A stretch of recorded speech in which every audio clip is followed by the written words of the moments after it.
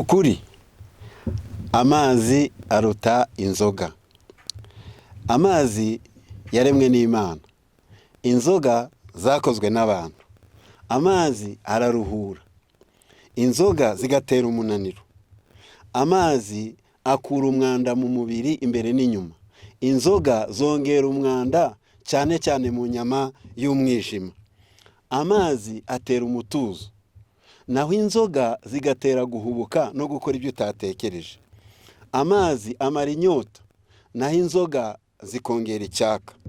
Amazi agwa neza ubwonko, ariko inzoga zo zirakubaganisha. Ibi ukwiriye kubyumva waba muto cyangwa waba ukuze. Amazi aruta inzoga. Muri Matayo igice cya 10:42 hati, kandi uzanywesha umwe muri aba bato ku gacuma k'amazi akonje gusa, kuko ari umwigishwa wanjye, ndababwira ukuri yuko atazabura ingororano ye.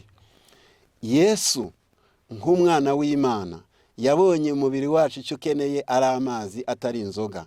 Igihe Eliya yari ashonje, ijuru ryamwoherereje umutsima n'amazi. Daniyeli ari i Babuloni yahisemo ibishyimbo n'amazi. Abana b'Isirayeli bari mu butayu imyaka 40 bahawe igitare kidudubiza amazi. Ubu amazi aramutse avuyeho n'izo nzoga ntizaboneka.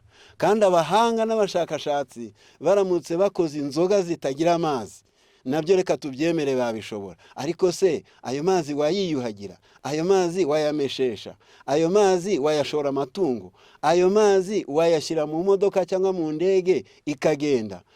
Ni ukuri koko, umva ukuri, amazi aruta inzoga.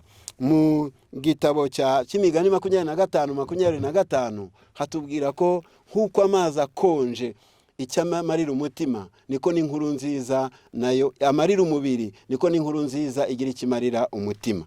Rero bakundwa, yewe unteze amatwi, kunda amazi, azakumara inyota, azagukiza indwara, azagukiza umwanda, kandi kirutaho ushake Yesu nk'amazi y'ubugingo, ukunde ijambo rye rizakugeze mu bugingo buhoraho. N'iyi si yacu yakuwe mu mazi. Urwa kabiri rwa Petero 3:5, burya amazi yabayeho mbere na mbere, reka tuyakunde nayo azatugirira umumaro. Murakoze cyane mu izina rya Yesu.